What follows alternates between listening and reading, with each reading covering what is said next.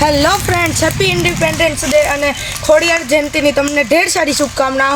તો આજે છે ખોડિયાર જયંતિ અને આપણે ખાડીવાળા ખોડિયાર માતાના મંદિરે બહુ ભવ્ય ઉત્સવ થાય છે ખોડિયાર જયંતિના દિવસે।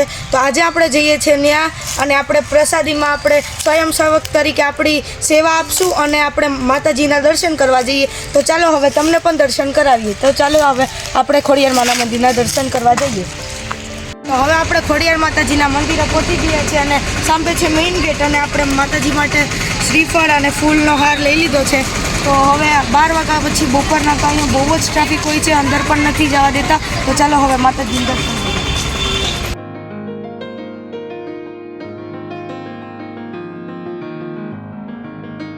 તો મિત્રો, આ રોડ ઉપર તો રાતે ચાલવાની પણ જગ્યા નહીં હોય અને નાના છોકરાઓની રાઇડ્સ પણ ચાલુ થઈ ગઈ હશે અને ફૂલ રોનક હશે।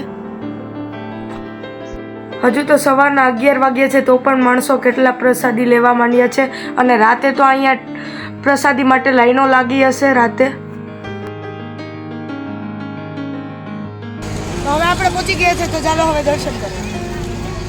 ખોડિયાર માન મંદિરથી કેવો મસ્તીનો બહારથી નજારો આવે છે અને રાતના તો અહીંયા લાઇટોથી મંદિર ઝગમગતું હશે। તો હવે તમે પણ ખોડિયાર માના દર્શન કરી લ્યો, કેવો મસ્ત શણગાર કર્યો છે। તો હવે જય ખોડિયારમાં, તમે પણ ખોડિયાર માના દર્શન કરી લ્યો। તો આપણે ખાડીવાળા ખોડિયાર માના મંદિરે આવતા એક અલગ જ શાંતિ મળે છે। તો આપણે એવો અહેસાસ થાય છે કે માતાજી આપણી હારે જ છે અને એ તો છે જ, માતાજી આપણી હારે જ છે અને રક્ષા આપણી કરે જ છે।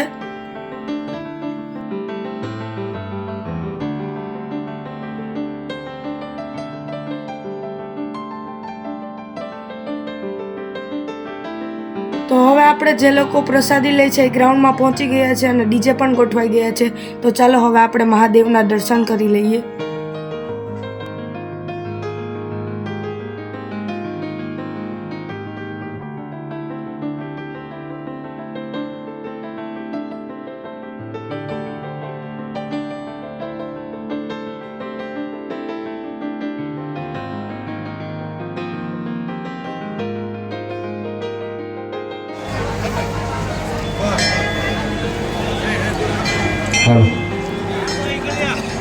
પ્રસાદી જે આવે ત્યાં ન ઉડાડો।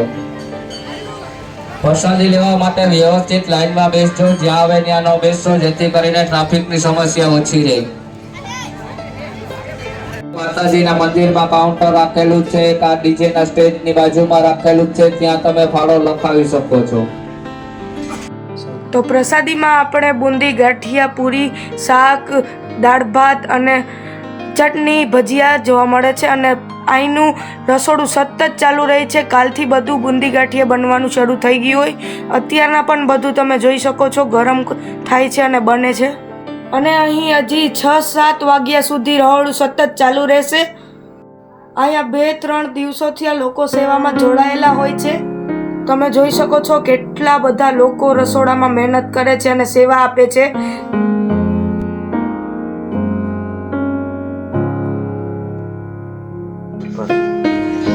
અને અહીંયા 2 કાઉન્ટર રાખેલા છે, એક આ બાજુનું છે એ લેડીઝ માટે છે અને સામેની તરફ છે એ જેન્ટ્સ માટે છે।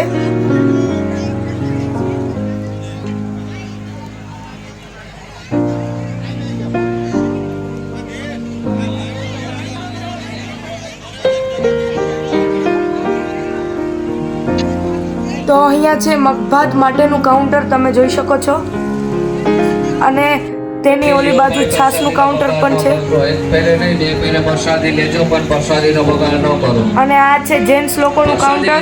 તમે તમારા ડીશુ વટકાય, આપણે બેરલ, કચરા પેટી બધું રાખેલું છે, એમાં નાખજો, જ્યાં આવે ત્યાં ન ઉડાડશો।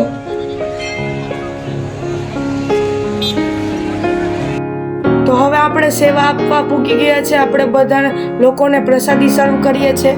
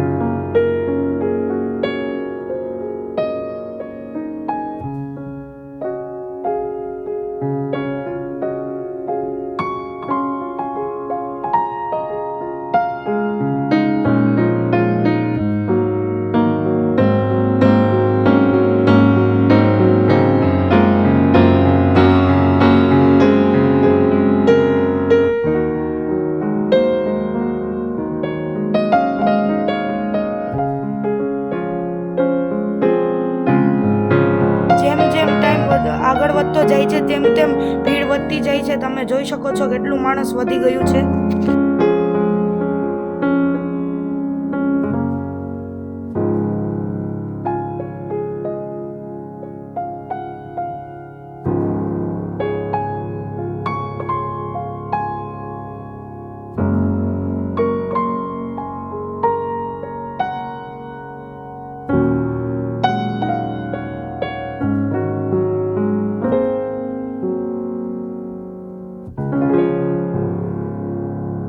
તો હવે વાગ્યા છે 3:30 ને હવે આપણે પણ પ્રસાદી લેવા બેઠી ગયા છે.